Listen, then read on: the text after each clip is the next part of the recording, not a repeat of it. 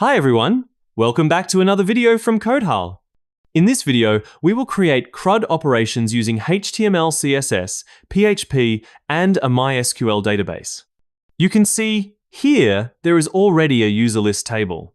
At the top of the table, there is an Add User button, and in the Actions column on the right, there are Edit and Delete buttons. When we click the Add User button, we will be directed to the Add User Data Form page. If we press the Cancel button, we will be directed back to the main page. Now let's try adding user data. Here, if the input fields are still empty, and then we try to press the Submit button, a simple built-in browser validation will appear to prevent sending empty data to the server. Now I will fill in all the input fields, for example, like this, then click Submit. You can see, the data is successfully added to the database and automatically displayed in the table. Next, when we click the Edit button, we will be directed to the Edit Data form, and the selected user data will be displayed automatically in the form. Now, I will try to edit this data. For example, like this, then click Update. You can see the data is successfully updated in the table. Then, if we press the Delete button on one of the users, for example on data number 2 here, the browser will show a confirmation first. If we click Cancel, the data will not be deleted, but if we click OK, the data will be deleted from the database and will also automatically disappear from the table. Alright, let's start creating CRUD operations using HTML, CSS, PHP, and a MySQL database. But before we continue, don't forget to press the like button and subscribe to my channel, CodeHull, so you don't miss other interesting videos. And now, let's get started. Alright. Here I've already prepared a folder named CRUD, which contains one PHP file and one CSS file. For the local server, I'm using XAMPP, but you're also free to use other software such as WAMP, MAMP, or any others you prefer. Okay, now we can open the XAMPP control panel. Here we only need two modules, Apache and MySQL. Start both of them by clicking the Start button on each module. Apache functions as the web server that processes PHP files, while MySQL is used as the database server. And so that our project can run on the local server, I need to move this CRUD folder into the htdocs folder located in the XAMPP installation directory. Open the XAMPP installation folder, then go into the htdocs folder and paste it here. The htdocs folder is the default location where the Apache server reads project files, so our files can be accessed through the local server. Next, I will open this project using my code editor, which is Visual Studio Code. You're also free to use any code editor you like. This is the PHP file that I've prepared, and inside it there is already a basic HTML structure. I've also added a link tag to connect this file with the style.css file. For those of you who don't know how to quickly create an HTML structure, you can type an exclamation mark, then press Tab or Enter, and it will automatically generate the HTML structure like this. Okay, I'll undo it back to the original state. Next, this is the CSS file. Inside it, I import a font from Google Fonts and add several properties to the universal selector as a simple reset. You can write all of this code manually, or you can also download this starter code from the video description and then follow along with the steps in this video. Okay, now we're going to open this project in the browser. Type in the address bar localhost/our project folder name, in this case CRUD, then press Enter. We will see a blank page like this because we haven't added any content inside the body of our index file yet. Now, let's add it. Back to the code editor. Inside the body, we create a div tag with the class container, then an h1 with the text user list as the page title. After that, an anchor tag with the text add user. In the href attribute, we set the file name or page to add.php. We will create this page later, so this is the button to go to the add data page. Now we create a table. Table, then tr for table row, th for table header. We create 6 columns: no or number, name, email, phone, address, and actions. This actions will later be for the edit and delete buttons. After that, below here we create another tr, then td for table data, and duplicate it into 6 again. For now, we just fill it with any demo data. because we only want to see the table layout first before later actually fetching data from the database. Then, in this last TD, we create an edit button, and we will direct it to the edit.php page. And one more button for delete. Then add the class btn delete. And for now, leave this href value empty. Okay, now if we refresh this page, the elements that we created earlier are already visible on our website page. Next, let's give styles to these elements using CSS. Once again, make sure the CSS file is already connected to this page. If it is, now let's move on to the CSS file. First, for the body, we set the text color to 333, a dark gray color. Then the style for the container. Width 100% so it fills the full screen. Max width 1400 pixels so it doesn't get too wide on large screens. Margin, top bottom 100 pixels, left right auto to give spacing from the top and center it. H1, margin bottom, 20 pixels to give bottom spacing to the title. After that, for links or buttons. Padding, 8 pixels, 15 pixels. Border radius, 4 pixels so the corners are slightly rounded. Text decoration, none to remove the underline. Color, white. And a nice blue background. Now the style for the table. Table, width, 100% so it's as wide as the container. Border collapse, collapse so the borders don't double. And margin top, 15 pixels. TH and TD, border bottom. So there is a separating line between rows. Padding, 15 pixels. And then TH, text align, left so the header is aligned to the left. btn delete, background, red for the delete button, and margin left, 5 pixels, perfect. Okay, before seeing the result, here we will first create files with the names add.php and edit.php. In this sidebar, we can click New File, first for the add.php page, and then edit.php. Now let's take a look at the result. If the appearance hasn't changed after refreshing, we can press Ctrl F5. That's because the browser is still using the cached version, so this forces it to reload the latest files.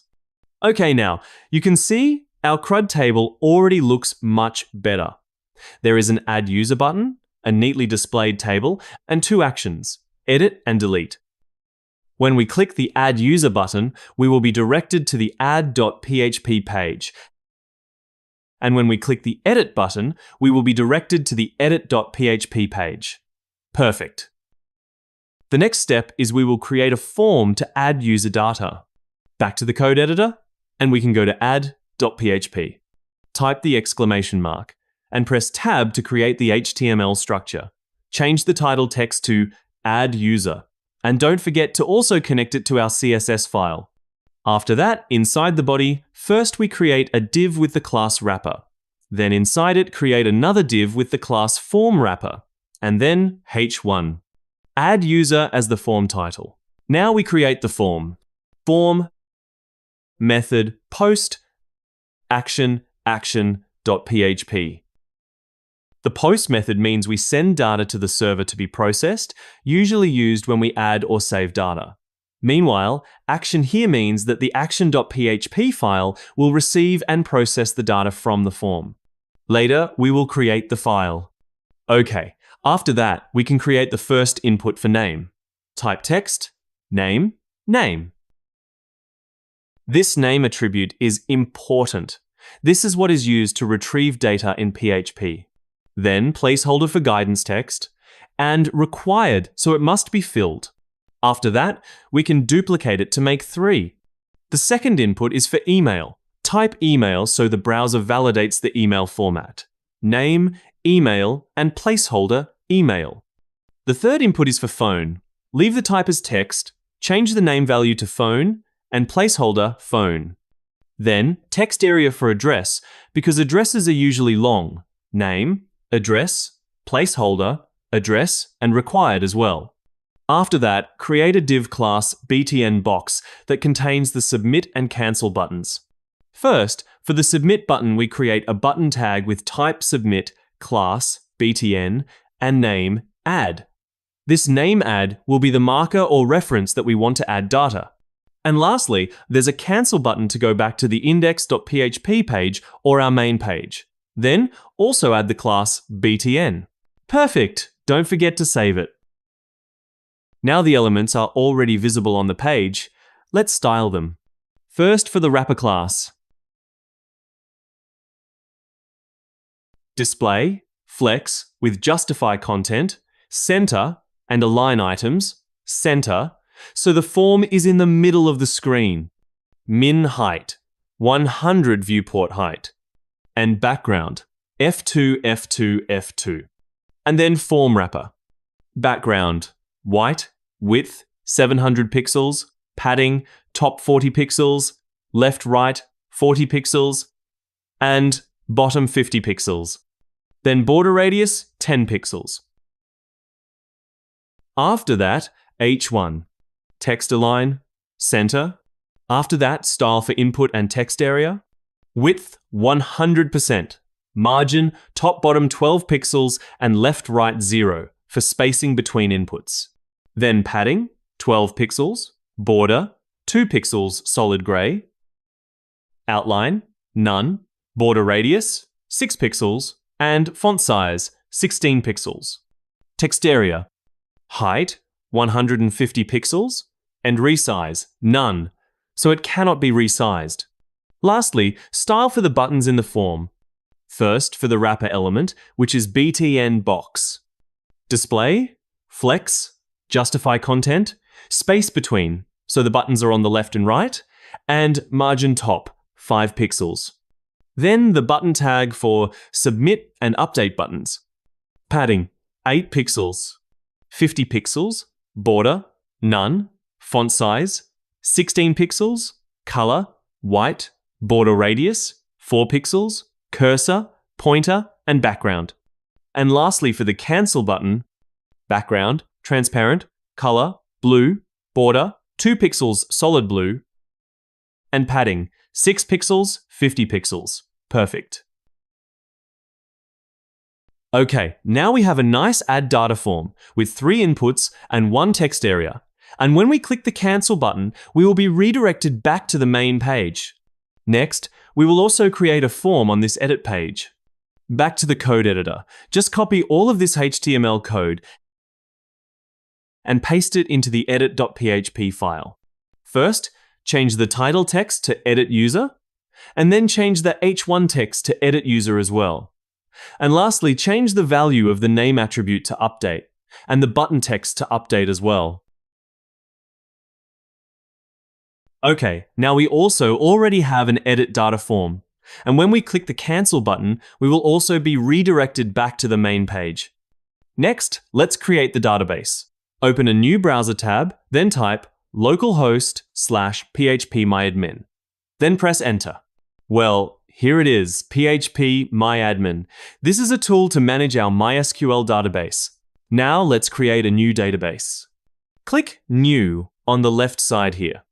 In the database name column, type users_db. This will be the name of our database. After that, click the Create button.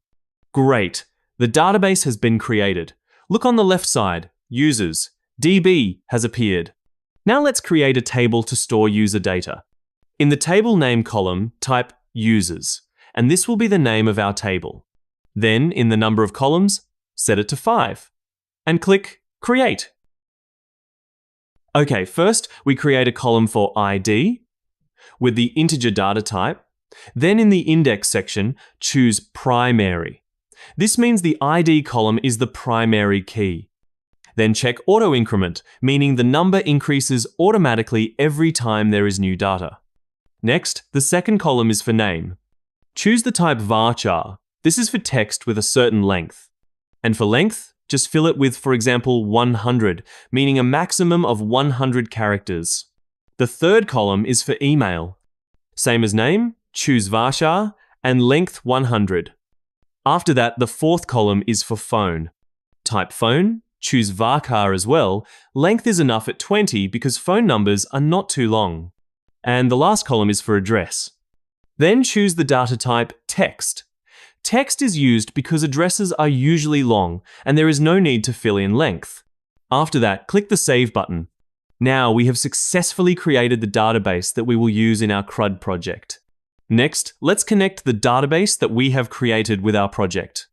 Now go back to the code editor, create a new file, and give it the name config.php. First, we type the PHP opening tag. All PHP code must start with this. Now we create a connection to the database. $con, or short for connection, equals MySQL connect. MySQL connect is a PHP function to connect to a MySQL database. Then inside it, there are 4 arguments. First, localhost. This is the database server address. Because we use XAMPP on our own computer, we use localhost. Second, root. This is the default MySQL username in XAMPP. Third, empty. This is the password. By default, MySQL in XAMPP doesn't use a password, and because this tutorial is only for learning purposes, I leave the password empty. And fourth, users_db. This is the name of the database that we created earlier. After that, we add error checking. If, not con, meaning if the connection fails, die. Connection failed, MySQL, connect, error. The die function will stop the program and display an error message. So if there is a connection problem, we can know what the error is. Next, we can go to the index file, and here we will retrieve data from the database and display it on the page. First, above this HTML structure, we create the PHP opening and closing tags. Include config.php. This is to call the connection file that we created earlier. With include, it is as if the code in config.php is copied here. Then we create a query to retrieve data. $query equals MySQL query, the first argument. Connection. This is the connection variable from config.php. Then the second argument is the SQL query. Select star from users. Select star means take all columns. From users means from the users table. Okay, after the data from the database has been stored in the query variable, now let's display the data in our table. Here, create another PHP tag, $no or number equals 1 for the table row number. Then while $user equals MySQL fetch assoc query. MySQL fetch assoc retrieves 1 row of data from the query result. While means repeat as long as there is still data. After that, don't forget to add end while here to close the loop. Next, inside the while, we can remove the static text in each of these TD tags. For the first TD, we will use it for numbering. So here, we create a PHP echo tag, $no++. This means display the number in the no variable, then after it is displayed, its value will increase by 1 for each next row. Then, in the next TD, we will display data from the database. Create another PHP echo or just copy it from here. Then delete this and replace it with $user square brackets name. After that, we just copy this one. The third row for email, then phone, and lastly, address. Perfect. So, this user is an array that contains 1 row of user data, and we retrieve the data by mentioning the column name. And when we refresh the page, no data appears in the table because we indeed haven't added any data to the database yet. So now, let's continue to the process of adding data to the database. Okay, now we create another new file named action.php. This file will handle all processes: create, update, and delete. First, create the opening PHP tag. Then, as usual, we include config.php first for the database connection. And then isit $post add. This checks whether the button with the name add is pressed. Remember, in add.php, the submit button has the name add. If so, we retrieve all the data from the form. So inside this if statement, we create $name equals post name. So here we take the name data from the form, then store it in the name variable. After that, duplicate it into 4. The second data is for email, then phone, and address. Then we run the insert query. MySQL query, connection, insert into users, column names, name, email, phone, and address, and then values. $name, email, phone, and address. After insert, we redirect to index.php using the location header. And lastly, exit to stop the script. This is important after redirect. Okay, now let's try it. For example, I fill in the data like this, then click the Submit button, and the result is the user data immediately appears in the table. I try to add one more data, and that data is also successfully displayed in the table. If we check in the database, the data has also been stored correctly. Now, let's continue to the edit process. The first thing we need to make sure of is, when the edit button is clicked, the user data that we want to change must automatically appear in all input forms on this page. So, first we go to the index file. Then, in the href attribute of this edit button, we will add an ID parameter. So here we can add $ID equals echo $user ID. This means we send the user ID via the URL to the edit.php page. That way, we can know which user we want to update. Now we will display the user data on the edit page based on its ID. So we can just copy this part of the code, then go to edit.php and paste it here. After that, create a variable ID equals $_get square brackets ID. This GET request is used to retrieve data from the URL. Remember earlier, we sent the ID parameter in this link. Well, the ID in the link is what we retrieve here. Then we can add an SQL query here, where ID equals $ID. So here, we only retrieve data with a specific ID, not all data. After that, create a variable user equals MySQL fetch_a_sock query. So here we will also retrieve one row of the query result and convert it into an array so that we can display it inside the edit form. Okay, now let's display the data inside the edit form. In this first input field, add the value attribute, echo $user name. For the next input, we can just copy it, then change it to email, then phone, and for the text area, the value is not written in the value attribute, but between the text area tags. So we just need to add echo $user address. Now let's try it. Don't forget to refresh the page. For example, we want to edit data number 2. Now you can see the data automatically appears in the edit form. And if we select data number 1, the data also immediately appears according to the user we selected. Next, we want that when we edit the data and then press the update button, the data in the database is also updated, and the table on the main page also displays the updated data. Okay, first we also need to send the ID parameter, $ID equals echo $ID. So, when we press the update button, this form will send the ID to the action.php file so that PHP knows which user data should be updated in the database. Then in this action file, we will process the data based on the ID that is sent. Now we just copy this add data code block. Then change the condition check, replace add with update, because now we want to process the update button.